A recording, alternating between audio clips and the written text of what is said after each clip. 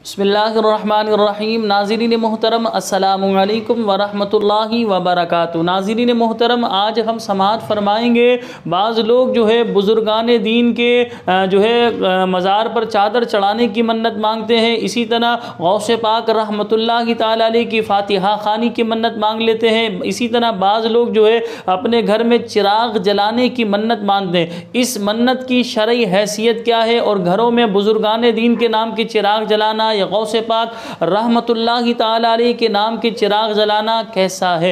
सबसे पहले इसे ही ले लेते हैं। चिराग जलाना, याद रख के पहले के दौर में बुजुर्गान दीन के ईसाले सवाब के लिए चिराग जलाए जाते थे।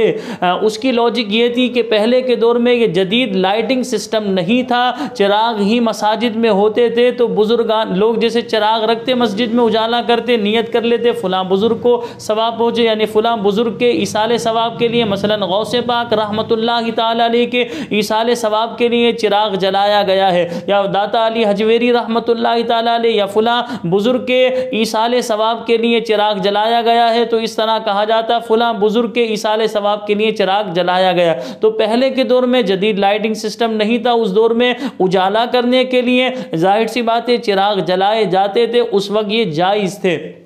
लेकिन अब देखें जदीद लाइटिंग सिस्टम है, आपके घर में अगर दो सेवर जल रहे हैं और चिराग आप जला दें, उस चिराग की रोशनी से आपको क्या फ़ायदा।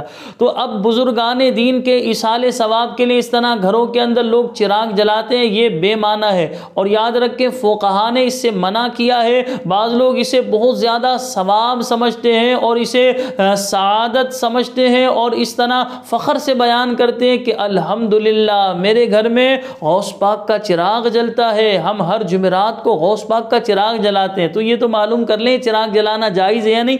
इससे गौसे पाक को क्या फ़ायदा, या आप गौसे पाक रहमतुल्लाहि ताला अलैह के ईसाले सवाब के लिए जला रहे हैं, इस चिराग से कौन नफ़ा उठा रहा है? कोई भी नहीं, क्योंकि इस चिराग से उजाला, इस उजाले से हम तो कोई नफ़ा उठा ही नहीं रहे। हमारे घर में सेवर लगे, लाइटिंग सिस्टम है, उस लाइटिंग के ज़रिए हम कुरान पाक की तिलावत कर रहे हैं, नमाज पढ़ने, दीगर जो है काम कर रहे हैं। इस लाइटिंग, इस जो है चिराग से जो उजाला हो रहा है, उस उजाले की हाजत नहीं, बल्कि ये उजाला लाइटिंग जो जदीद लाइटिंग सिस्टम है उसमें इस उजाले का कोई फ़ायदा ही नहीं। तो बुजुर्गान दीन के नाम के जो ये चिराग जलाए जाते हैं, शरअन ये जायज़ नहीं है। गौसे पाक रहमतुल्लाहि ताला अलैह के ईसाले सवाब के लिए चिराग जलाया जाता है, ये शरअन जायज़ नहीं है। हाँ, अगर वाकई जैसे लाइट चली जाए और घर में कोई इमरजेंसी लाइट भी नहीं, मोबाइल की टॉर्च भी नहीं, अब उजाला करना है तो मोमबत्ती जलाई जाए, चिराग जलाया जाए, तो चिराग का जलाना शरअन जायज़ है।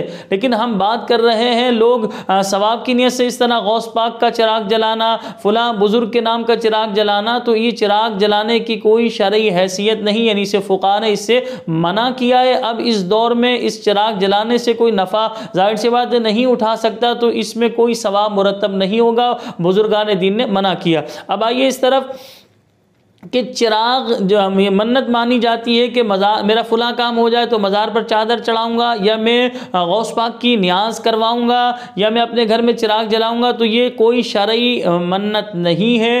मन्नत वो मानी जाए कि उसकी जिन्स से कोई वाजिब हो। मसलन इंसान ने नियत की कि अगर मेरा कारोबार अच्छा चलने लग जाए, या मेरी फ़ुला जगह जॉब लग जाए, या मैं इम्तिहान में कामयाब हो जाऊँ, तो मैं 12 रकात नवाफिल पढ़ूँगा। अब देखिए नवाफिल नमाज फ़र्ज़ है, तो लिहाजा अब फ़ुक़हा ने बयान किया कि काम हो जाने पर जितनी रकातों का इंसान ने जिक्र किया, इतनी रकातें पढ़ना ये वाजिब है।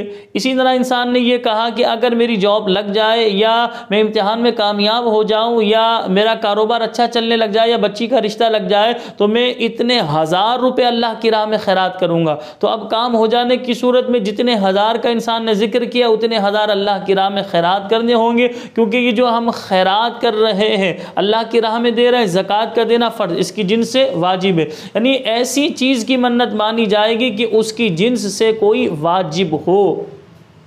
तो ये कोई शरई मन्नत नहीं होती कि मैं गौस पाक की नियाज़ कराऊंगा, फ़ुला बुज़ुर्ग की नियाज़ कराऊंगा, मेरा ये काम हो जाए, या मैं मज़ार पर चादर चढ़ाऊंगा। तो ये चादर चढ़ाने की भी शरई हैसियत याद रखे।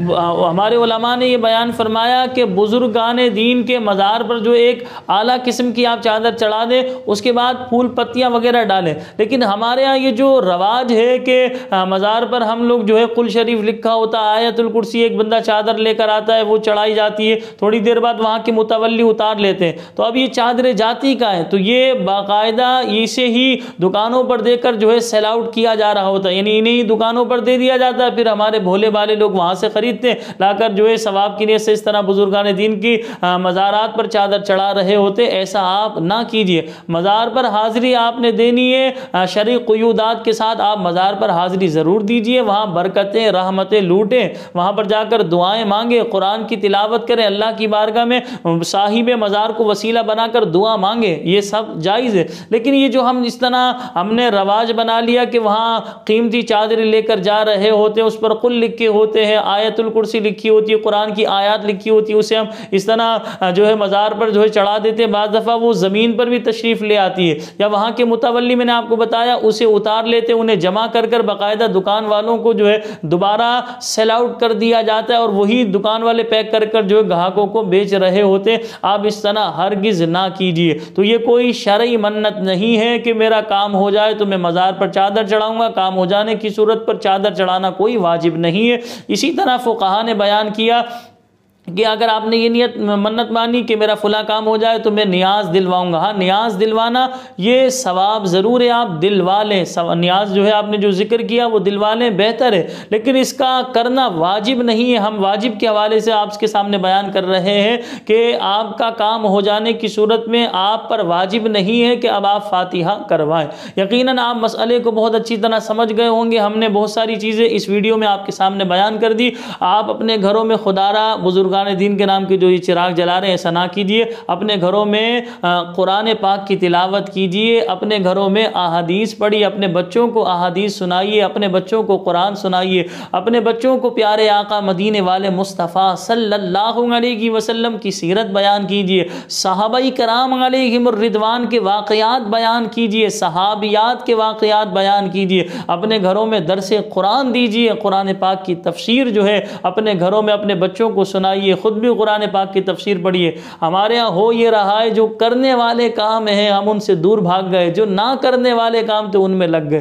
तो करने वाले काम कीजिए जिससे उम्मत को भला हो, उम्मत का फ़ायदा हो। यकीनन आप मेरी बात समझ रहे होंगे। किसी पर तंज करना या किसी को नीचा दिखाना या किसी की तौहीन करना हरगिज़ मकसद नहीं है।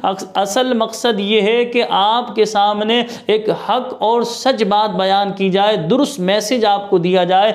अल्लाह करीम की बारगाह में दुआ है कि अल्लाह पाक हम सबको शरीयत मुताहरा के मुताबिक ज़िंदगी गुजारने की तौफीक अता फरमाए, और ये जो हमने अपने पास से बेकार सी बातें बनाई हुई हैं जिन पर हम बहुत सख्ती से अमल कर रहे होते हैं, इन बेकार बातों से अल्लाह पाक हमें बचाए। व आखिरु दावाना अनिल हम्दुलिल्लाहि रब्बिल आलमीन।